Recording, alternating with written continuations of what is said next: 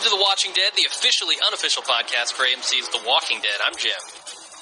And I'm Aaron. And we might have a little bit of lag tonight because Aaron is way out in the middle of the woods somewhere looking for Sophia, right? What's her face? What? What's her name? Sophia? I don't know how you say it. Oh, I was saying Cynthia. Cynthia? No, you've been calling the wrong name. I've been just wandering around calling out for Cynthia for like 3 days now. I feel like a complete idiot. Like I just wasted my time. Yep. So the music that you just heard at the beginning of this is my brother's band called My Stereana, mystereanamusic.com. Go there, find the theme song that he wrote for us. It's pretty cool. It's about 4 minutes long, and you can check that out at their site. Do we have any news this week? The news I had is I was listening this morning while I was looking for Cynthia to one of my favorite podcasts, the DS Report, with Bill Simmons. He's a writer for ESPN in Grantland. And he had on a guest, David Jacoby, who does a lot of his reality coverage. And if you think that we are completely off base when it comes to Breaking Bad, or, Walking Dead, you should totally listen to that podcast because it's basically a defense of everything I hate about The Walking Dead. Really? Okay. Their position is they don't want the plot to make sense. They don't want to care about the characters. They want to see more gruesome zombies killed in inventive ways. They want Dead Rising, I guess, style, like tying chainsaws to paddles to get inventive zombie deaths. They want HBO to pick this up so they can see naked female zombies. Okay. So there's a little bit of disgust tinged with lust. I was like, my jaw was slack. I couldn't believe what I was hearing. Because my position is, I don't know why you can't do both. I don't know why you can't have a zombie apocalypse show be about more, the human condition and care about the characters. I mean, that's the thing. If it's just going to be zombie porn, I'm still going to go to a podcast about it. And I'm still on the fence. And the thing about that is everything else in the zombie genre is zombie porn, right? Like, the one thing that this was going to do differently was bring the humanity into the zombie world and really tell the dramatic story. And I feel like they're not doing that as well as they could. Whereas, sure, they could go the other route and just go totally gory. But that's what everybody else does. So I don't know that I would want to see that again, you know? And the thing that's annoying for me is that writers, even good ones, are cheap. Compared to special effects budget, actor budget, on-location budget, hiring a few good writers and giving them the time to write a cohesive plot and development and having someone that cares about that, I think is something that I would really like to see. And I think, the people saying, I don't understand why you're so hard on the show. It's like, when AMC, the birthplace of Mad Men and Breaking Bad, options a thoughtful comic book set in a zombie apocalypse, hires Frank Darabont to helm it, who, he of Shawshank Redemption fame, I expect a little bit more than just zombie porn. Absolutely. But anyway, that's the only news I got. I will probably not link that to the show notes, but I will link it on Facebook. So if you want to, if you're curious about that, you can either hit up the BS Report on Grantland.com, or you can sign up on Facebook.com/baldmove, and I will post the link to that podcast. Cool. All right. Well, let's go ahead and get into the recap then. Let's do it. The first scene that we get is the rest of the group arriving at the farm. Kind of uneventful, so I won't spend too much time on that. But that goes directly into Otis' funeral, which I hear you had a couple problems with. Did you read my review at all? I did, yeah. That's where I got that from. Oh, okay. Because, man, I was laughing out loud at, it's like Shane putting on those fat redneck clothes with the shaved head, I feel like cost him 50 IQ points as a character. Well, then my problem with it is I don't think the fat clothes were fat enough clothes. I think Otis would have been wearing even bigger clothes. I mean, they were pretty comically large, but yeah, probably not as comic. He should have looked like Jared from Subway, right? Exactly. Like going around in his Jared pants. Yep. He should have been swimming in those clothes, and I don't feel like he was. He was swimming, but it should have been an Olympic-sized pool, not like, kiddie pool. Yeah. But, like, it seemed like he really upped the redneck, it was lost the meaning or something about the meaning of death. I don't know, man. It's like I felt like he was going to have Bubba teeth in at one point. Yeah, well, it's the combination of the clothes and the ears, right? Oh.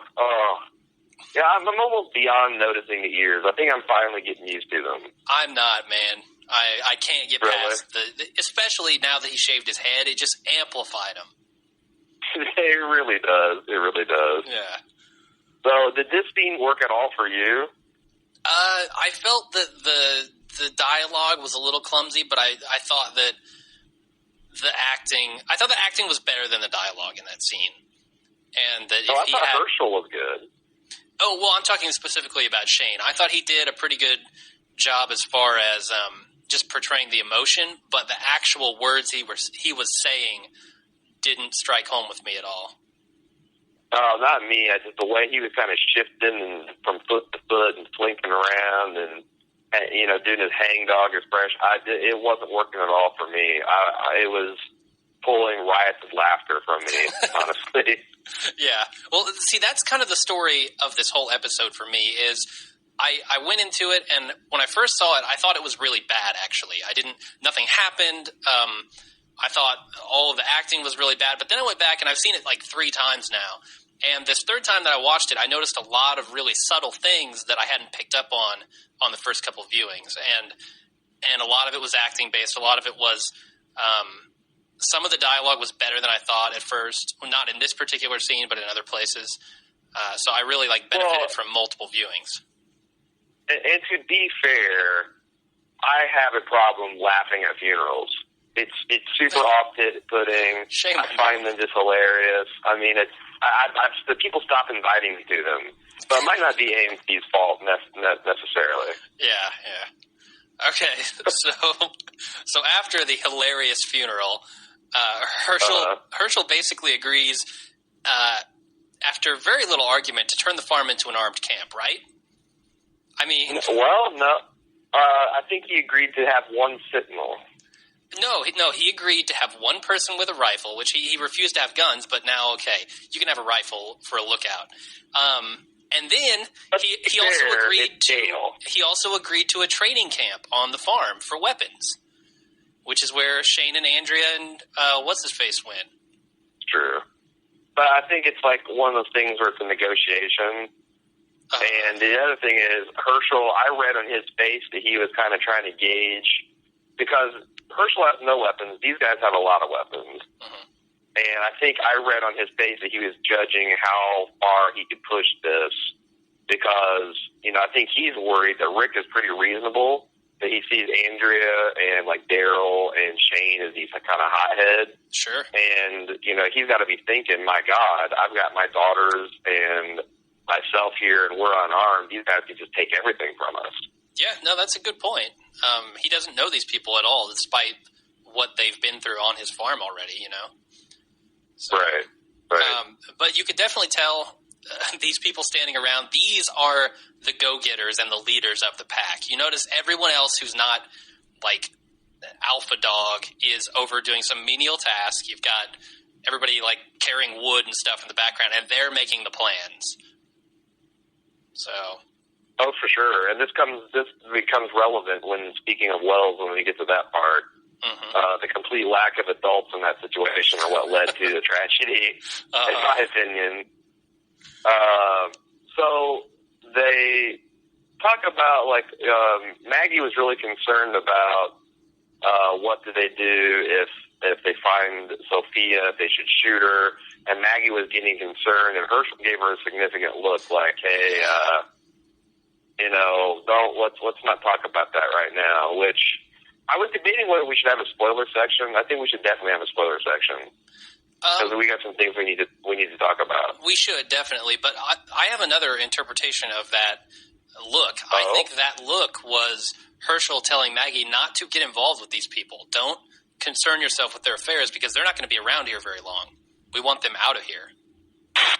Okay. See, I thought that was meaningful about, like, hey, look, don't start with asking about, well, yeah, kind of like stay out of their affairs on this, but I interpreted it as... Yeah, I know what you interpreted it as, but we'll do it in the spoiler section. Okay, because it's, like, hard for me to have that interpretation without doing that. Also, with all apologies to our professional podcast critic, Daniel WB. Daniel WB, I've got to upgrade Maggie from Zombie Armageddon Hot to just plain old hot. Oh, yeah? Because of the side boob? Not just, even before the side boob, I just thought she was really delicious. Everything about it, the hair was working for me. I mean, I thought she's by far, hands down, the most attractive person that's been on the show, including sure. Amy, who got 8 the first half of the season. Yeah, including Daryl, right? Yes. Yeah. Okay. Well, they showed her on The Talking Dead after the show. Well, after like 3 hours of the show. It was crazy. Right. But they showed her on The Talking Dead, and apparently she has an English accent that I didn't know about, which makes her way hotter. Are you telling me that there's another British person trying to be redneck? Yep. What, can they not find rednecks in America? Have we run out? Yeah. Is there a redneck shortage? In Atlanta specifically, yeah. Yeah, we've got some listeners writing in from Atlanta that I think could round up a couple, people with authentic Southern accents. Probably so. Although I haven't noticed her, so it's not too shabby. Yeah, I was kind of taking notice after I found out she has an English accent, and it wasn't great, but it wasn't terrible either, so I'll let it slide. Okay. So I was also noticing in this scene, and I know we're spending a lot of time on this, but I just had a lot to say about it. Either these actors are actually malnourished, or the guy who's in charge of making people look hungry is a freaking genius. Because these people look like they are on the edge of death. Especially like Rick and his wife. Yeah, Lori looks... And they've all got like black circles under their eyes, like they're extremely tired and hungry, and it's just really good. Yeah, I noticed that as well. The survivors, other than like T-Dog, and to a lesser extent Daryl, are starting to look emaciated. Yeah. I guess Shane's still pretty healthy looking too. Yeah, I haven't really noticed too much whether or not he looks horrible. I mean, what about Andrea? Well, Felicia Day didn't think he looked malnourished last week, so I'm deferring to her female opinion. Okay, cool. So let's go ahead and move on. Oh, at the end of that scene, by the way, Daryl is still awesome. He just goes off and he's like, yeah, I'm going to go look for her. Yeah, in fact, am I okay on my own? I'm better on my own, loser. Yeah, I don't need you. So next scene, Lori tells Shane once again that he should stay. Can we take any more flip-flopping? Can she cross that line any more times? I don't know. It is annoying because I think she doesn't feel it for Shane anymore at this point, but she wants him to stick around for, I guess, his usefulness. But she is letting him draw the wrong conclusion, I think. I mean, did you think that they played that as like Shane still loves her and wants her, and Lori wasn't going to set him straight on that? Like she could have said, "I want you to stay." She could have given him the Princess Leia speech. Yes, I want you to stay. You're an excellent leader. You're a good fighter. You're, that kind of thing. And she'd rather kiss a Wookiee. Right, exactly. But instead, I think she used maybe her womanly wiles inappropriately there. What do you think? I didn't pick up on that, but you could be right. I'm sure the writers are setting up another flip-flop again in their relationship, as they always do. Right. But whatever. So the next scene is a really short one, but it's Maggie explaining the water situation. And And this is kind of key in this situation because they've got the zombie in the well later on. And apparently that's well number 2. The one that the house draws off of is well number 1, and there are a total of 5 wells on the property. So, I thought there was 4. You thought there was 3? Is it 5? I think she said specifically 5, yeah. Okay. But I could be wrong, it might be 4. They have many wells on the property. Exactly. So, unless the entire water table is contaminated there, they should be okay to drink from the house water for now. Yeah. Yeah. Which is very important unless they're using that as a way to get them off the farm, which I don't think they are. Okay. Which actually brings up something interesting that I'll bring up when we talk about the zombie in the well. But the next scene is Shane showing Andrea how to use a gun or how to strip it and rebuild it, you know? Mm-hmm. And I think they're setting up these 2 characters to hook up. I really do. Now, what do you, because there's, this could be a second love triangle because I've gotten the impression that Dale cares for Andrea a little bit more than just as like a neighbor. Mm-hmm. So do I. So do you think, and I feel that I've gotten since the first episode that Shane and Andrea have a little bit of chemistry there. I do too. I actually think they have more chemistry than Lori and Rick, for sure. I think a fence post has more chemistry than Lori, honestly. Yeah, that's probably true. Better curves, too. Oh, now you're just being mean. I know. All right. So the next scene, Lori asks Glenn to pick up the pregnancy test, and she doesn't do it just by saying, hey, get me a pregnancy test and don't tell anyone. She slips him a piece of paper. Well, see, here's the thing. When I first saw this, I guess I was being naive. I'm like, did she just give Glenn a tampon shopping list? See, I was going to ask the question, did anyone not realize what they were talking about here? But I guess someone did. There you go. The dumb one here did not. And I'm like, what? I mean, there are some husbands that will not do this for the wives. There are some boyfriends who will not do this for girlfriends. And so it's like, you know, obviously that's not what happened. But well, I mean, even if she did ask Glenn to do that, he doesn't have to face down a cashier, you know? So he'd be okay. That's true. Yeah. That's true. He actually found some way to make the situation even more embarrassing than that. Right. So what do you think was... Well done, Glenn. What do you think was on that paper? It obviously didn't say pregnancy test because Glenn had no idea what it was, right? That's a good question because I can see someone putting, like, you know, Max. I know I can't see because Glenn acted like he was completely dumbfounded about what is it. Uh-huh. I mean, and you're not going to write down a specific brand because how the hell do you know they're going to stock a First Alert or First Alert's like a fire alarm? No, I can't think True of Blue was the one. Like EPT or something. Like you can't tell what brands. It makes you put pregnancy test. Jesus. Exactly. So I'm wondering if actually when Glenn said what is it, if he was talking about the baby, like is it a boy or a girl? Well, no. Why would he? Because that's the, you know, getting the horse before the cart. You got to find out if there's a baby or not before you start asking. Yeah. What is it? Definitely. Okay. Well, then I don't know what was on that paper. Maybe he was just asking in general, like what's going on, like who needs it or something like that. And she was like, "That's the exact kind of questions I don't want you to ask." Or maybe she meant it more like that. Maybe she drew a picture of it, and he didn't. He had no idea what it looked like. Is this a digital thermometer? What? Exactly. All right, that could be. Yeah.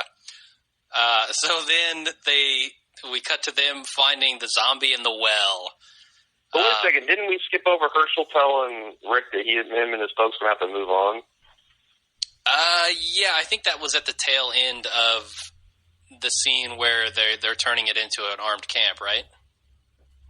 Yeah, I had it just before this tampon shopping list. But okay, did you have comments on it? What did you? I mean, did that surprise you? That he was telling them to move on? A little bit. Yeah, because I don't know. I don't know why a guy would, knowing what's going on, kick somebody out of that farm, you know? Unless they had done something wrong. Especially it seems like these people have things to contribute. Sure. Having more people around is better than not having people around when it comes to zombie apocalypse. As I mentioned in my survival review, there's so many things these guys can be doing vis-a-vis fortifying the fences, fortifying the house, having more physical bodies doing that. I mean, obviously it's more mouths to feed. It's more water and air you consume. But you would think that the benefits of having, the people around to work the land and do all that stuff would outweigh the drawbacks. Yeah, you would think so. So, I don't know. I mean, maybe we'll get a little spoilery on that at the end there. Okay. So, back to the zombie in the well. What is the point of the zombie in the well scene? Was there any? Dude, I am so angry about the way that whole thing went down. I don't even know where to begin, because it was just harebrained from start to finish. It was absolutely. It was stupid of the writers. It was stupid of the characters. The way they behaved. Do you want to just talk about the whole scene start to finish from now? Yeah, let's just take it as one lump, because it's cut up in the show, but we'll do it all together. Yeah. Let's just talk about the whole thing. I mean, here's my deal. So you find this zombie in the well, and they're like, well, let's just shoot it and cap off the well. And they're like, oh, I'm up. Contaminate the water. Okay. Maybe. It as seems if like a corpse dancing around in of your water isn't contaminating it, That's what I'm thinking, because that skin, I mean, you can see just looking at it, his skin split open, and he's probably been, swapping skin off in there the whole time. The cows have been drinking the water just fine, so kill the dude, dump a bunch of bleach down there, and forget about it. Okay. Sure. I mean, like, the zombie shit can't be, unless it's like extraterrestrial in nature, it's got to respond to the things that a normal virus or bacteria would be affected by. So I think if you would dump a bunch of sanitizer down there, it would kill. I don't know. But then do you want to be drinking sanitizer for the next 10 years, I mean, probably not. I guess I'm not. You could kill it and then scoop it out, and then dump bleach down there and be fine. No, I mean, right? No, I think they're thinking that they need to get it out of the well is good, but the way they approach it is insane. You don't lower someone down towards the zombie. Why? What does that gain you? Yeah, I mean, the other thing is, like, okay, first of all, they went from, spam ain't working to let's lower Glenn down way too fucking fast. Yeah. You'd think they'd be like, let's try lowering a dog down there, or let's try lowering a chicken down there, or something else that's alive, or let's rig up some kind of way to lower the lasso down so it encompasses the whole. I mean, you could get 3 foot, 4 foot long sticks and a cross, make these rope around the circumference of that thing, lower it over the zombie, and then pull it up and cinch him. I mean, or tie 4 ropes to the circle and lower it down. You've got a bunch of people there. Yeah, I'm thinking, like, if I can, in real time, think of better plans than these idiots, then the writers should be able to, too. And it really destroys my suspension of disbelief. Like, the fact that Glenn would go along with that so meekly, I'd be like, fuck you and fuck you if you think I'm going down there. Yeah, there's no way you would lower me into that thing. No way. And they used the ricketiest, shittiest rope I've ever seen, braced against the ricketiest, shittiest equipment I've ever seen. I mean, there was no it's a rickety, shitty at plan. all. What do you want? But here's my thing. The scene as a whole does nothing to progress the plot, right? Because they've already nullified it by saying this is in well number 2, where it doesn't freaking matter. Because well number 1 is where the house draws. So what is the point of this scene? Just to show zombie gore? They could do that in the woods with Daryl. He's off hunting Sophia. Right. So what purpose did it serve? Yeah, and the thing is the zombie's also been down there for a long time. So there is no sense of urgency in getting it out that particular afternoon. If you need to think and engineer a safe solution to do it, take your time. Why don't you get other people on the farm involved? Maybe have like a meeting about what should we do about the fucking zombie in the well. See, and Shane was leading this whole thing, which I have a problem with, because he's supposed to be now the guy who's concerned about survival and doing anything it takes to actually survive, concerned about survival, and doing anything it takes to actually survive. But he comes up with this harebrained plan to lower Glenn down into the thing. That doesn't make any sense. No. And the thing is, the people are mad about us saying this. I just got one thing to say. If you ask the people that are writing the show, do you want the viewers to care about the characters? They would say, yes, we're trying to make a quality drama here that just happens to be about zombies. Yada, yada, yada. If they just want to make zombie porn where I'm rooting for the characters to die, fine. But I don't think that's what they're trying to do. Mm-hmm. So, like, if you enjoy the show on that level, that's fine. But realize your enjoyment of it as a result of the people making the show failing to do what they're trying to accomplish. So that's fine. You can enjoy the results of it. I'm just saying that it is a failure. When I've got a character that I'm supposed to care about and think is smart and actually kind of like, volunteer to get into a well with a zombie after 15 to 20 minutes of consideration, that is a deal breaker for me. I think Glenn is now a fucking idiot. Yeah, it doesn't put him in danger. It makes him look stupid. That's what it does. Yes. Like, and I was laughing the whole time that they're dangling him down and he's shrieking like a little girl. And it was very cool when the zombie split in half and, ended up contaminating the well anyway. But fantastic effects. I mean, the effects team on this has been A+ from start to finish. Right. But like you said, that this thing didn't. I know nothing now about the characters that I didn't know before. I think slightly less of most of the characters involved, and it didn't advance the plot. Yeah. All right, well, let's advance our plot a little bit and go to the next scene then. The next scene is Rick and Herschel admiring the scenery. Basically, Herschel's got Rick out. I don't know what he's doing outside. Like, does Herschel not realize this guy has drained all of his blood, and now he's, like, out working on the farm? Yeah, you can't walk through the woods, but, come on out here and help me do a full day's of work. I mean... Yeah. Ridiculous. So what did you think about all the God talk in this, and how Rick and Herschel both handled that? Because I up to this point I liked Herschel, and I don't mind the God. I honestly think you can do well-written God talk, but I thought Herschel came across as insensitive. Like, if I just had my son shot, and someone comes up to me and says, well, it was all God's will how it worked out, I'm going to call you an asshole. And I might take a poke at you. Like, you need to cool it, or you need to maybe ask the person's opinion and listen to them and take on their emotion and whatever. And if you want to say something a week from now, or like something to depart on, if you're going to kick him out, fine. But I felt like this is the writers with Herschel all over the map.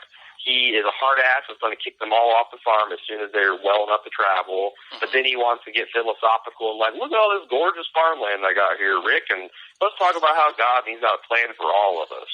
Yeah. See, I don't understand how this lines up with his comments earlier about how the AIDS thing with the cleansing of the earth and all that. I mean, go ahead. And he's been so cool and laid back about his outlook and like just quietly confident and not having to, like not responding to Lori being a bitch and all this kind of stuff. And this episode, he just seemed like he was inappropriately zealous. I don't know, because he has hit Rick once before with the God talk, and Rick, I forget exactly how he handled that, but here I really like how he did handle it. Herschel's trying to tell him, oh, look at all these great things that have happened to you, and he comes back, well, look at all these horrible things that have happened to me, Like, oh, your son survived miraculously. Well, he was shot. He didn't survive nothing happening to him. That's not what he survived.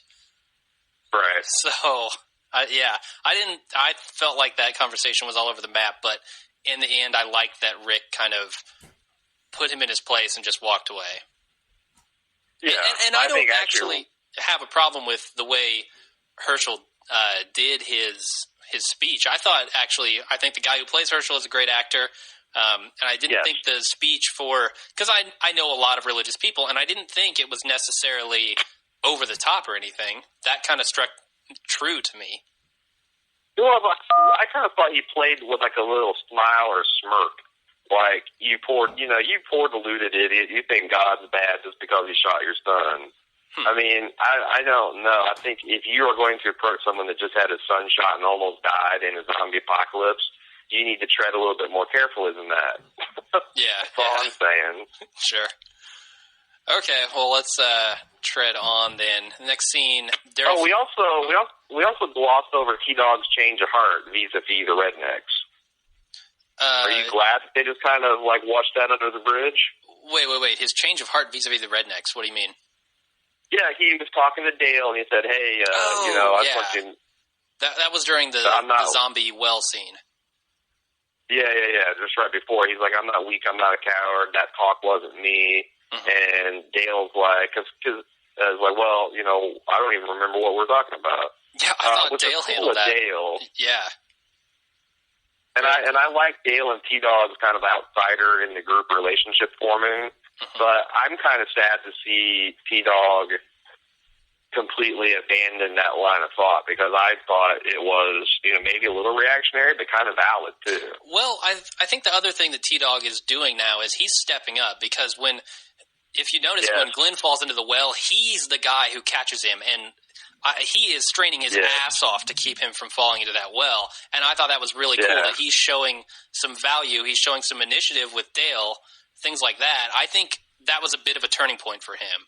So we might see him become more useful. I got to say, I'm surprised he has that much strength in the arm that had a severed artery in it just like a day or two ago.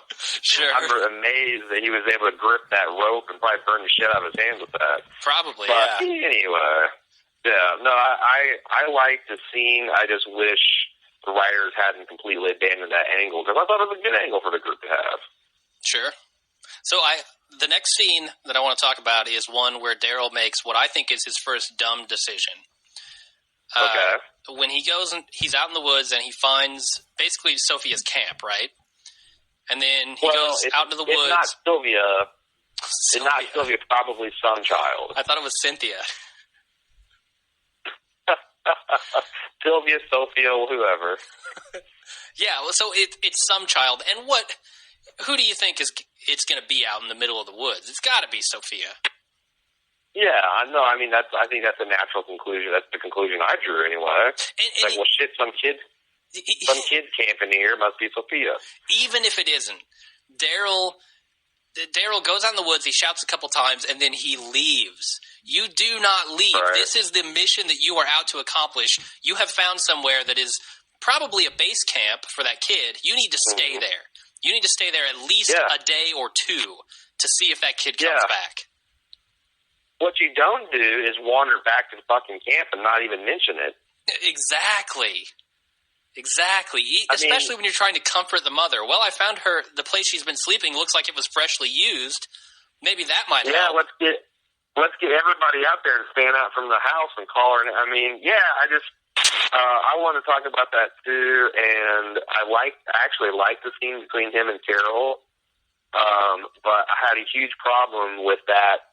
And I almost feel like the show intentionally did it. It's like, well, we don't have enough time to deal with it in this episode, so we're going to just have him come back and, it's like, if you didn't have time to deal with an episode, maybe you shouldn't have showed it. Yeah. Instead of wasting time fucking around with that zombie in the well, it would have been awesome if they'd been able to fully explore this line, right? Sure, yeah. I mean, but it seems like the only reason they're doing it is to extend the length of the episodes they've got.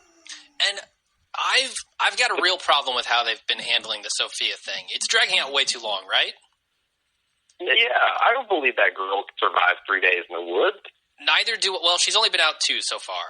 I guess this will be the 3rd. But here's my real problem with it is I actually think this episode was way better with the Sophia stuff than the past 2. I think the past 2 episodes should have been the Sophia storyline should have been them, like Daryl stumbling upon her sleeping place and then whatever's going to happen next. Because that would have condensed it. It would have made me still care, because I don't care anymore. She's dead as far as I'm concerned. And it wouldn't have dragged on so long. So I think they've really screwed up with that plot line. Yeah, I think, again, a lot of people on the internet are calling out the show's pacing, and I totally agree. The show's got pacing problems, and it doesn't need to have. Again, I'm not nitpicking just for nitpicking. I'm nitpicking because this doesn't need to happen.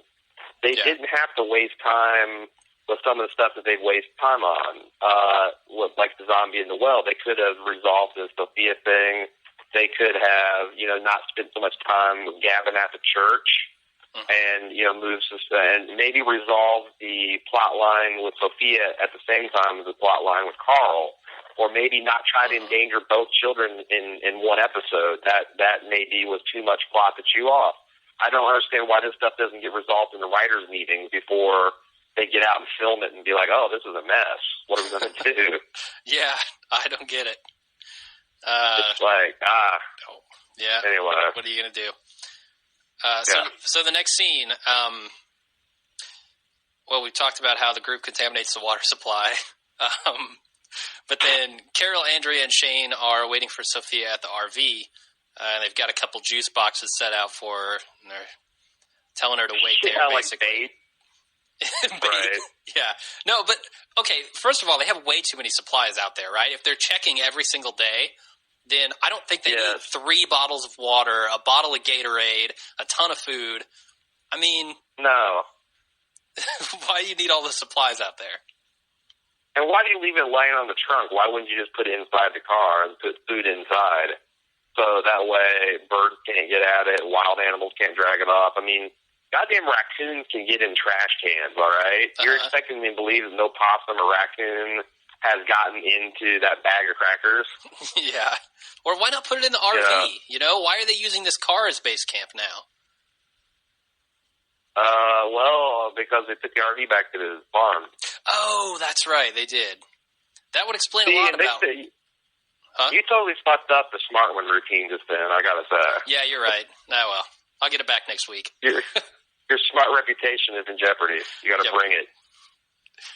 Okay, so in the next scene, Shane basically tells Andrea how to kill a man, and how to try to forget it, but apparently Shane hasn't done that yet. You gotta turn off the scared anger sympathy switch. Yep. This is where I think Shane and Andrea are gonna hook up, because... I don't know, man. I think they're going to hook up just in time, because I have a theory on Lori's new pregnancy. Right. I think they're going to hook up Shane and Andrea just in time for Shane to find out that Lori has his kid on the way. Well, how would he know that? She's going to tell him. The first thing that Rick did on coming back to the survivors' camp was plant his flag. You know what I mean? I get you, but you cannot tell me that they're not going to make a huge deal out of whose kid this is. This is going to turn into Soap Opera 101. Yeah, but I don't know that. Yeah, I mean, who knows? It's going to definitely be a big thing, but I don't know how it's going to play out. Okay. Anyway, so do you have any comments on how to kill a man, or should we move on? Number one, I thought that Andrea is showing signs of softening on Dale, and I also didn't think that Carol was appropriate with her bitch face to the group. I mean, they're trying to give you positive words, and you're spitting them back in her face when they're risking their lives to save your worthless daughter. Yeah. I mean, that calls for great grace and gratefulness. But just, again, I think the writers are deliberately making me hate Carol. Which is an interesting choice, but whatever. Yeah, I actually read a pretty interesting take on Carol on Reddit today. Bust it out. I'd like to hear it. I can't bust it out because I don't remember exactly what it was, but go search on Reddit. Which one is the smart one? I can't remember. Hey, you didn't even read it. Well, I've been busy. All right, let's keep moving on. Keep going. So next scene, Glenn and Maggie get in and get out. I think we all know what that means. They go to the pharmacy. Right. Which is now slang for doing it. Going to the pharmacy tonight. I thought he was the socially awkward penguin in this scene, and at one point I thought he was quoting Pee Wee Herman's speech to Dottie from Pee Wee's Big Adventure. Okay. Like, I'm a lonely daughter. I'm a loner, Dottie. I'm a rebel. Yeah. And only he could make the awkward transition of, condoms. And I guess it does answer my question about whether you bareback in the zombie apocalypse. Yeah, the answer is no. You do not. You glove up. Yeah. You do not throw caution to the wind. Well, I guess the caution to the wind part is having sex in an abandoned town that could be crawling with zombies. Yeah, that was a little less cautious than they could have been. Right. I actually think it's pretty realistic for young people, though. Sure. Oh, absolutely. Are you kidding me? When I was Glenn's age, I would have done it anywhere, anytime. Doesn't matter. Like, if I'm writing my survival critique, Glenn boning Maggie is going to be pretty far down on the list of mistakes for this episode. Yeah. You know what I'm saying? Oh, definitely. It's defensible. It's definitely defensible. For sure. Speaking of which, hot shirtless Maggie, where was that on the next time in Walking Dead? Right? That would have got me to watch the episode. You mentioned several times about the hot side boob action. What in the hell are you? I guess you as well, but the Redditors are obsessed with side boob. Side boob? Like, who? Yeah, why did people decide that side boob is the best boob? I think it's not the. I like the full on boob. I mean, I know we're not going to get on AMC, but sure. the side? I think the side boob has become a fetish. Well, the side boob is really all you can get on television, right? I mean, sure, there are channels that will do more, but really the majority of it is only side boob. So side boob is as good as it gets. So when you see side boob, you've got to think, wow, there, I finally got some side boob. I like that. All right. I guess it's kind of like bacon. I don't understand the internet's fascination with bacon either. Okay. You can keep your bacon and your side boobs. I prefer scrambled eggs and full-on boobs. All right. So, the next scene, Rick talks Herschel into letting them stay, as long as they follow his rules. I thought... No. No, he actually promised to consider it. That's like... Yeah. That's like what I tell my son when the answer is really no, but I don't want to break his heart. I promise I'll think about it. Yeah. I've thought about it. I thought about it. Yeah, I thought about it. No. A pretty half-assed promise that he made, I thought. Yeah, I agree. Although I think he was considering it under the condition that they follow his rules. So if they do follow his rules, while he's considering it, he probably will let them stay, is my guess. Yeah. Okay. But yeah, whatever. Next scene, Maggie and Glenn return, and Glenn is acting really weird. Maggie's super awkward with her dad. Do you think Herschel knows what's up with him? No, I don't think he knows, but I will say that anytime a woman, after you just got done boning her and she says it's a one-time thing, that means you were no good. Oh, poor Glenn. I mean, yeah, that was a stunning indictment of his love-making abilities. Yeah. The fact she's like, yeah, I don't have, in fact, let's not ever talk about it again. It didn't happen. That was Tasha Yar talking to Data, honestly. He should have Zerg rushed her, man. That would have worked way better. I think he did Zerg rush her, and it wasn't it wasn't the satisfying experience she was hoping for. No? Oh, damn. He got total victory in 30 seconds or less. Yeah. Okay, so then Daryl tells Carol and Carol, those names are getting to me, about the Cherokee Rose. Mm-hmm. What do you think about the Cherokee Rose scene? Well, I think this is the biggest mistake Daryl actually made, trying to butter up Carol. Good point. That's not going to end well. But I actually thought, Daryl is he's a beast. He's the best zombie slayer, the best woodsman, and a Renaissance man. Absolutely. Daryl is proving himself here to be everything we want him to be.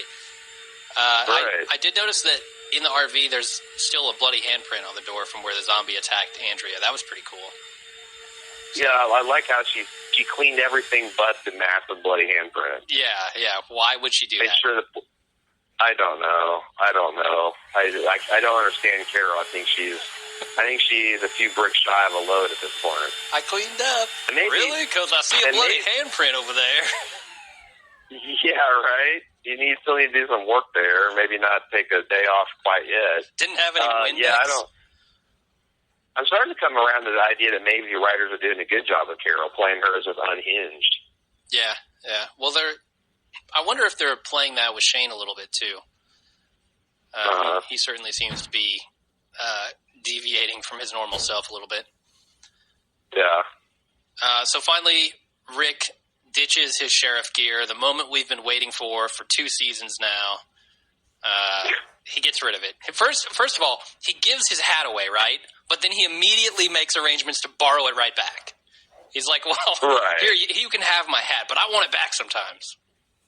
Right. I don't know. I thought the scene, I was completely, and I'm easy to charm in this regard, but I was completely charmed by Rick's interaction with his son, Carl. And I thought that one of the reasons I thought Carl was very creepy in the first episode was, number one, the lighting was really bad. It was overcast, and it made him look super pale, and his eyes were naturally dark. But also, I think he was playing a little older, but made him seem kind of like a Children of the Corn type of character. Now that he was just kind of allowed to be a kid, I thought he was actually really good and really natural in the scene. And I liked him and Rick's interplay, and I really ate that kind of stuff up. Okay.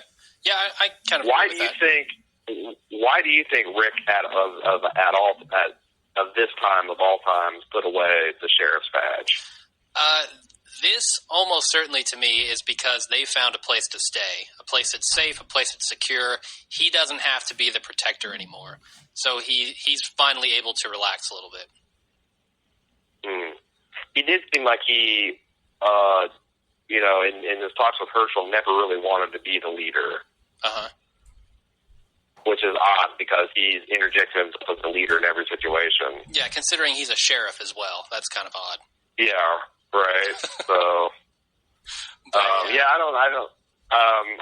wasn't sure about what the old symbolism was, and I guess that's a good take, but I still thought that kind of came out of nowhere. Oh, okay. So finally, we find out that Lori's pregnant, and the episode ends.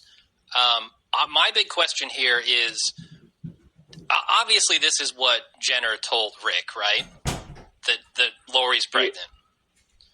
I would imagine so, which is going to come out later when she goes and agonizes over telling him, and he's going to be like, I knew already. Yeah. But it makes me kind of angry about why they set this up as some sort of mystery and then just solve it. Exactly, because they paid it off through another character. I don't like that. No, I didn't either, and I also thought it was really oddly portrayed. Like, I wrote in my notes, this is the most violent pregnancy test ever. I didn't understand what you meant by that, with the knife stabbing into the... Yeah, she gets the knife out, and like they framed it like she's going to go in there and maybe kill Shane in the tent. What? And then she bypasses there, and she's... Yeah, you didn't notice the way the camera kind of lingered on her knife, and No. Kyo, you didn't get that at all? Not at all. Although it's kind of funny to think. But even without the murderous intent, just why did you bring a knife out there, stick it in the log, to squat down and pee? I just thought it was very aggressive. She was on a mission to pee on this stick. Okay. I think she was on a mission to find out if she was pregnant and needed protection in the meantime. I didn't think anything was out of place with the knife. I thought, hell yes, I'd be carrying a knife or a gun or something. Well, I think that's a pretty shitty knife to take for anti-zombie purposes, don't you? True. It's a bit small. Like, that's the shitty trucker stop knife that they pawned off on Andrea. Yeah. I mean, why doesn't she take a machete out to go squat? Oh, well, because Carl's got it. Carl's sleeping with that machete, man. Oh, yeah? Yeah. Anyway. So that's the end of the episode. I do have a couple more things. Way to take the air out of the cliffhanger from last season. Yeah. AMC. No kidding. So I want to give the zombie kill of the week goes to everyone at the well, obviously, because that was the only zombie kill, and it was really grotesque. That was a really disgusting kill, and I liked it a lot. The idiot survivor of the week is actually going to go to Glenn for agreeing to be lowered into the well. Yes. Yeah. Agreed. All right. Almost by default. Yeah. There weren't too many bad decisions in here, but that was a pretty gratuitous one. Oh, I think I can come up with at least 4. 4? Whoa! I've yet to fail to come up with at least 3. But well, we'll see in your survival review. The other thing I want to do is I want to make an official prediction. I think. Oh, really? We're going to start this shit up again? Well, huh? I'm not going to. I just want to make a prediction. It's kind of funny. Okay. I think that the writers are going to complete the Grimes trifecta by having Lori get shot next. I think that would be good for that entire family to understand each other's pain during the time of survival. Yeah, I like that. All right. That's I it like for for the recap then. Do you have a bunch of feedback that we want to talk about? I don't have a bunch, but I do have feedback. Oh, you gave me the impression that it was a ton. Oh, well, it's just a lot to read over the phone was my concern. Oh, all right. So we talked about our backlash last week. Shane from Atlanta, who could talk with authority about probably redneck accents and wait. Shane from Atlanta? I know, right? Really? Like, I like to ask him questions such as, why did you kill Otis? Why didn't all that kind of stuff? Yeah. He actually talks about that in an email. He says that there has never in the history of cinema been a Shane that's a good guy, and it's annoying to him. Huh. Interesting. I don't know any other Shanes, honestly. Can't think of any others right now. He's like, they're always douchebags, is what he said. So anyway, he says, guys, please ignore all the fanboy bullshit about your criticisms of Walking Dead. The show is not without fault despite its popularity, and it should be okay to point this out. The primary reason I listen to your podcast is that you're not fanboy Homer pussies that love everything that's served to them. Keep on keeping it real, and I keep tuning in. He says, besides 3 episodes is sufficient leeway for finding creative grooves, so bring down the hammer. And I think we did this. I think we brought the hammer down on this episode. Yeah, unfortunately. We had 2 good ones, and then they just completely dropped the ball on this 4th one. So they're 2 for 4 right now.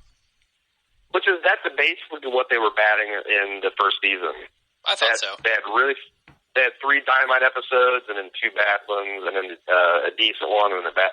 So I'm hoping they can just pull this out. Mike from Illinois writing in saying, you should contact your physician because, judging by your clientele, you've probably been exposed to clap. Please see Daryl for a dose. Okay, will do. That was our bareback spoiler segment. Yeah. Let's see. Is this Daniel? Daniel W. says, hey guys, a couple things have been bugging me about the show recently. I apologize if you guys have covered these points already. He said, number 1, Dale's gas guzzling shitbox from an RV that is always breaking down. When they've traveled so far, they have not passed an abandoned newer RV in the highway or even an RV sales center where they would have the choice of the latest, brand new, most fuel-efficient RV with all the extra bells and whistles, complete with miles and miles of trouble-free motoring ahead. That's a very good point. It's a damn good point. Every freaking rural place I've ever been to has an RV sales place about every 30 miles. Oh, yeah. Totally. And I don't know why. Like, why are they? Is an RV like the most efficient vehicle you could possibly get? I mean, is that the ultimate zombie survival vehicle, or are there better ones? I don't think so. No? You just like to be able to shit in private. I don't think they're very fuel efficient at all. Oh, okay. So he says, I agree with your assessment of Daly's annoying pain in the ass and the worst lookout ever. 2, all the zombie blood and guts they seem to get on them in the run-ins with the walkers. If the survivor had the slightest cut or abrasion on their skin and then he got speared in zombie blood, couldn't they contract the zombie virus? It occurred to me when Daryl and Rick gutted that walker in the woods and then reached deep into its stomach and digestive tract. It's like cutting open an AIDS victim and reaching into dope protection. Who would do that? I'm enjoying your discussion. Then he just says that we're awesome, so I'll delete that part. Well, let's talk about this, because my problem with the show is again, these survivors, regardless of what we know, they don't know all the rules of zombie apocalypse. Absolutely. And we see them at some point taking elaborate precautions, like putting on a full-face mask before they beat a bludgeon a zombie with. Or sometimes they wear gloves, sometimes they don't. Like T-Dog just beat the shit out of the zombie with no protection whatsoever, and there was no need to do that. why? I mean, I understand in the heat of the moment, you jump to the zombie, you got to do what you got to do. Yeah. So why are they so inconsistent in their taking protection? I mean, you could have thrown a sheet over the zombie's head and then beat it to death. Sure. Yeah, I'm not sure why they are. I'm trying to decipher how much they know about this zombie outbreak, and I'm pretty sure right now it's zero. Aside from the really scientific stuff that Jenner told them, I don't think they know anything about how it works. Yeah. So I don't know if I'd be more cautious or less cautious in that situation. I'm not sure. I'm just saying that it's so they know nothing except for how diseases work in general. They should take basic precautions in absence of a life-threatening event. And the fact that the show shows them doing that and sometimes and doesn't is yet another thing where it kind of I'm with Andrew here. It kind of drives me crazy. Yeah, I guess the characters are being a little dumb there. Or actually, this is Daniel, my fault. Let's see. Mike writes in a very simple, to-the-point email. He says, Daryl is fucking awesome. Yes, he is. I think we can agree to that statement. Absolutely. So we got the feedback on the new episode, starting with professional podcast critic Andrew W.B. Daniel W.B., not Andrew. Oh, shit, we've got an Andrew W.B. now? What? Either I've ascribed Daniels to Andrews, or I must have, forgive me if I've gotten this wrong, this might be Daniel, or maybe we've got an Andrew W.B. Or let me scroll down. That seems like too big of a coincidence to me. Yeah, it must be Daniel. I'm sorry. I think I got Daniel and Andrews screwed up in the previous emails, so let's switch that around. I'm sorry, I'm working out of a hotel room, and my neck feels like it's been infected with the zombie apocalypse virus. Okay. I'm in a lot of pain. He says the farm and surrounding village exists in some sort of bizarro, zombie-free apocalyptic world where water and electricity flow endlessly and folks fornicate freely on the floor. What's with the herd of cows, abandoned horses, and century-free pump tent sleeping quarters? 4 wells and no waiting. He says no gun rule makes a lot of sense. Why should they worry? The split rail fence should pretty much take care of everything. Feels like a big setup for someone leaving the barn door open. Why does the pathetic Carol not spend all her free time searching for her little daughter? Is Sophia shaping up to be a season-long cliffhanger? Oh my God, I hope not. They surely are not going to stretch this out 3 more episodes, are they? God, I hope not. And even if they bring her back with like Merle at the last episode, that's too long for me. They can't stretch this another 3 episodes. That would be pretty righteous if Merle found her. That would be menacing as hell. He pulls up in the van and be like, I got your little girl. Yeah. I kind of want that to happen now. That would be justification for why she's been gone so long. Hello? Okay, yeah, I'm here. Okay, it's like, you were strangely silent. Are we having technical issues? I expected you to move on to the next message. He continues, the swamp monster skit was ludicrous. Nobody was really planning to drink from that well once the zombie had been extracted anyway, were they? Choose your battles, people. Agreed. Did they really end with Lori taking the test in the field? That can wasn't private enough. She's so emaciated that you probably start showing 15 minutes into her pregnancy. Did you really need the drugstore test? I'm envisioning, like, a week from now, there's going to be a tiny fetus-shaped bump on her belly with, like, little arm buds and feet buds. Sure. Yeah. He says, this guy's a Boston fan, it sounds like. Much like the Patriots' defense, they keep promising better things, but I'm starting to lose faith. Hell on Wheels, anyone? I did not get to see Hell on Wheels. What do you think of it, Jim? I actually thought it wasn't bad. And coming off what was not a stellar episode of The Walking Dead, it was actually a little bit of a relief. I thought the characters in it were really well done. I see the criticism that Sepinwall and Feinberg in their podcast kind of raised over Colmini not really being enough of a meanie or enough of a charmer in this one. And I think he's one of the weaker points of the thing, but overall I liked the show. I mean, it wasn't bad. Does it have podcast potential? Man, I don't know what we talk about really with that show, because it's really about atmosphere in that show. Yeah. So it's about like style and swagger. It's not so much, as far as I can tell yet, about like story and substance. So. Well, we got some suggestions later on for what to cover up next. I definitely want to watch it when I get in, because I do like westerns. Yeah. Levi Jeans, who we know as the occasional host and contributor on Personal Arrogance, which is one of our favorite podcasts. Yeah. We are buddies with those guys, and again, if you're looking for a good, their podcast motto is bridging geek culture, nerd culture, and pop culture. You can find them at personalarrogance.com, and it's spelled arrogance like the beer, not arrogance like the ass-hat personality trait. But Levi, our personal friend, says, hey guys, I'm still trying to catch up on episodes to the point where I can listen to the Breaking Good cast, but I'm glad I can get on board with you for The Walking Dead. You knock on the crazy idea of lowering Glenn into the well, but what was the better solution? Water is important, especially to keep Shane's earlobes from overheating in the sun. Like I said, I think the better solution is bore up the well and, use the other 4. Yeah, I mean, it depends how easy is it for one well to contaminate the others there in the water table? Like, see, that's the thing. Like a well, it's not like they're drilling to an underground lake where it all flows together. They're drilling to saturated rock. Yeah. Okay. So I would think that would be a natural stop for for stuff to be, especially when you're talking about like viruses and bacteria and blood matter. I don't think that's going to go from well to well to well. Like if it's mercury or something that's super soluble in water, maybe. But me, again, I would kill the zombie in the head, drag its ass out, dump a couple gallons of bleach in there, and call it good. At least good enough for the cows. Sure. I wouldn't drink out of it. Shit, no. But there's 4 other wells. That's what I do, Levi. So we got Brian K-Dub now. We've got like 3 different W variants going on. It says, hey guys, finally caught up on the podcast. So far so good.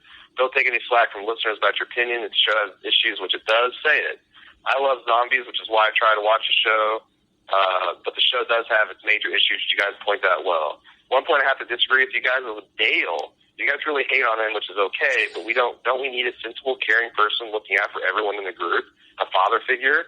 I really think he just cares and is trying to do the right thing for the group. Well, if he really cares about people, why doesn't he keep a fucking lookout? That's a good point, but I would also argue that we have that in Rick, don't we? Like, he's kind of been the father figure for all these people. Yeah, see, here's the thing. I think Daryl is the dad and Rick is the mom, and everybody else are the kids. Okay, gotcha. So Herschel's the wise grandpa. I'll grant him adult status too so far. So what about Dale? What is Dale to the group?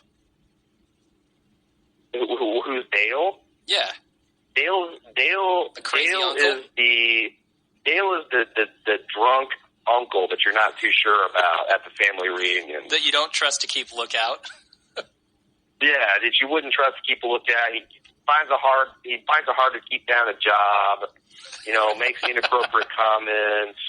Might say something insensitive or awkward. Yeah, that's who I think Dale is. All right, I can get behind that.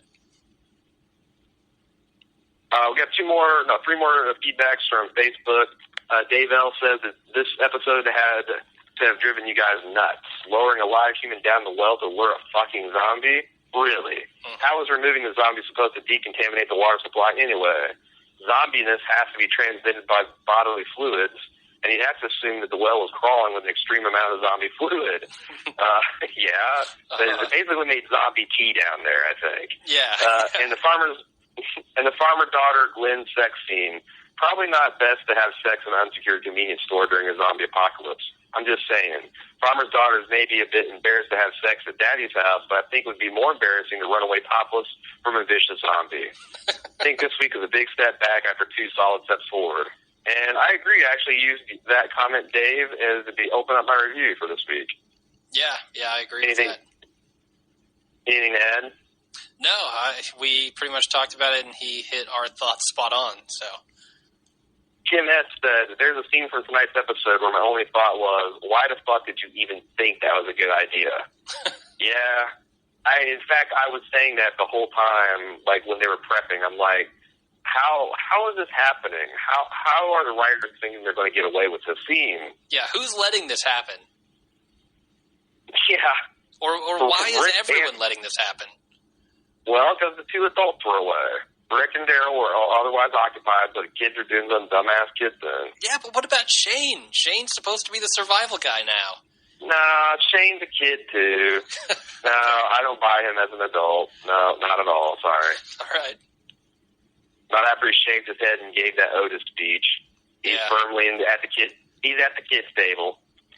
Danny N says, I love the podcast. I just feel you'd be better off with a better show like Boardwalk, Empire, or American Horror. He says, I'm in for the long haul, but can't wait for the return of Breaking Bad. So let's talk about this. Should we, I'm not jumping ship on The Walking Dead yet. Depending on how they end the season, I might. But in the meantime, what would you guys like to hear us cover? We're definitely doing Mad Men in spring. We're definitely doing Game of Thrones. We planned on kind of doing catch-up of Breaking Bad and The Walking Dead on the off-season. Start recapping both on season one and work our way up through the back catalog. But, if there's something else you guys would like for us to start on that's good we can sink our teeth into. I mean, I've heard Homeland. I've actually seen 2 episodes of Boardwalk Empire now, and I really like it. See, I haven't seen any of Boardwalk Empire, and that's a show that I heard really good things about. And I wanted to check it out, but I just haven't. So I may go back and look at that. Yeah, let's watch the pilot this weekend and see. All right, definitely. American Horror Story. American Horror Story, I'm hearing it's getting a ton of viewers. It's like the most popular FX show ever or something. Right. But everyone I've talked to says it's gimmicky. Like, this is not a show that has a ton of substance and is really good. It's just so different that people are tuning in. Yeah, and I'm not really down on the horror genre, and it doesn't sound like something I'd be personally into. It sounded really cool to me, like a horror, like a sexy horror show. Okay, awesome. I'm on board because I love horror and I love sexiness. But I don't know. I'll check it out, but I don't have high hopes. Maybe you and Danny can recap it together. There we go. Yeah. All right. Anything else? No, I think that's it. Why don't we close up the show and then do the spoiler section? Okay. Just want to make sure everybody's aware that if you want to see our reviews, keep up with our podcast, go to baldmove.com, leave us feedback at watchingdead@baldmove.com. You can also do so, keep up with us and send us feedback at Facebook.com/baldmove and Twitter @baldmove.com. If you'd like to support our show, if you like what we're doing, we'd appreciate you leaving positive reviews for iTunes, 5 stars if you can, and subscribing. That also helps us maintain velocity and heat indexes on iTunes. It helps our audience grow. And also, if you want to directly help support us, keep the lights on, our hard disk spinning, and our bits flowing, use our Amazon affiliate link at amazon.baldmove.com. Everything you buy when you visit that link, it costs you nothing, but it sends just a few pennies our way, and we appreciate that. Yeah, and I actually wanted to do a quick update on the iTunes goal for our reviews. We did not hit 60. Told you. I know, you told me. I told you. We got to 54, now which is pretty good. Now the whole podcast base is deflated, and they're not even going to turn out. We lost 30% of our reviews. listeners. Yep. But now I'm going to do it right, and I'm going to set the goal for 60 next week. So there we go. Well, I don't know. After this episode, we might not even hit that because the episode's not that good, and we ripped it. We did. So the fanboys are going to be freshly pissed off at us. All right. Well, that's it for the show this week. As always, until next time, I'm Jim. And I'm Aaron. We're going to do spoilers. Yep. Stay tuned for spoiler section after the music. All right, see you guys then.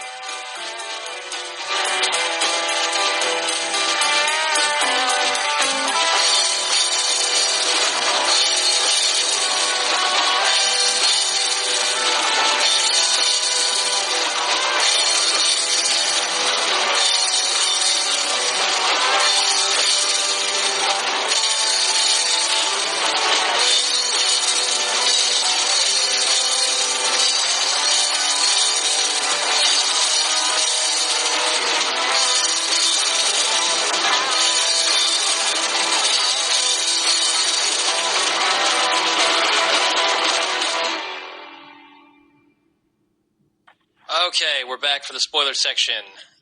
So, do we want to talk a little bit about the next week on Breaking Bad? Or, God, sorry, next week on The Walking Dead? I didn't see it because I watched it through iTunes, so... Oh, no! I didn't see the... What? So you missed out on Merle. Oh, he's back? For real? He may be for real back. Well, they definitely showed him in next week. But I was actually reading Reddit today, and there was a user on there who had a really good theory that it's actually just part of Daryl's hallucination, because Daryl is like riding along on a horse or something, and he falls off, and he tumbles down this cliff, and he impales himself on one of his own arrows. So, oh, fuck. Yeah, so Daryl's hurt in the woods, and we're not sure if Merle is a hallucination or if he's real. Like, wouldn't it be horrible if Merle comes back with the girl and Daryl's hurt, and so much bad stuff could happen. Oh yeah, actually, I'm fascinated by how that could go. Oh, or how about this? What if Daryl passes out? He's got the arrow in his back, and Merle shows up, assumes that the survivor shot him in the back, and then goes to the farm to wreak havoc. That might be interesting. Oh wow.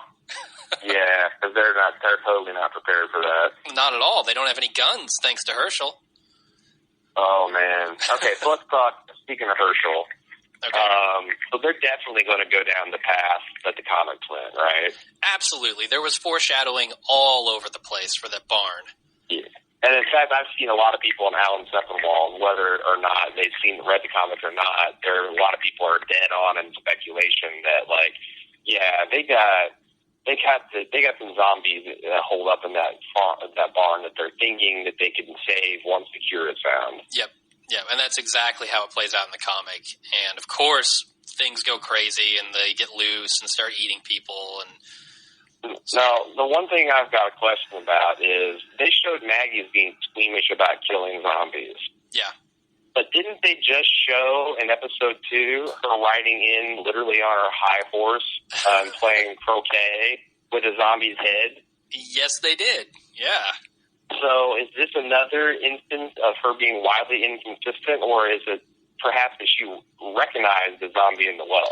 Well, that's what people are speculating, that she knew the zombie, and so when she saw the head bashed in, she was disturbed. And I'm gonna go with the benefit of the doubt there and say that, yeah, she recognized that person. Maybe, but I think even if you think the zombies are still alive in some form that they can be cured, once the zombie gets ripped in half, that's pretty much fucking game over, right? And once even just the water damage was bad enough. Yeah. So, I don't know. It may be just an inconsistency. The show has not proved to me that it is not inconsistent. Right. I mean, that's, in fact, it's just the opposite. They just they follow the rule of cool, and if they paint themselves in the corner, they just fucking walk over the wet paint. Yeah. They don't care, so. Indeed. Okay. Any other spoilery stuff we want to talk about? Speculation? So I think it's going to be very dramatic between Maggie and Glenn. I think they're going to become very attached, because that's kind of how it happens in the book. And when they have to leave the farm, she goes with them, obviously. And the thing is, I wish they had not played Glenn so awkward afterward. I mean, I can see him being awkward leading up to the point, but after he got him in, I think he should have been a little bit more suave, because I'm finding it hard to believe that, like, they ruined the chemistry that they had in the last episode.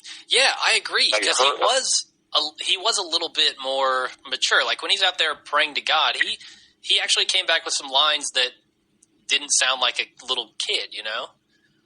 Yeah, I get the opinion that, like, Maggie doesn't even like you now. Like, when they're riding back, like, she looked like, oh, my God, I can't believe I did this. I'm doing the ride of shame. Uh-huh. Yeah, I'm with you there. Which is still better than the ride of shame. Wow. Okay. So, maybe she will go back to the Glen well. I don't know. Wow. Just as long as it's not well number 2. That's all. Yeah. That's the Glen well, too. He spent time down there. Okay. Anything else? No, I have no other spoilers for this week, so. All right. I think we'll call it a cast then. I will, I guess that's it then.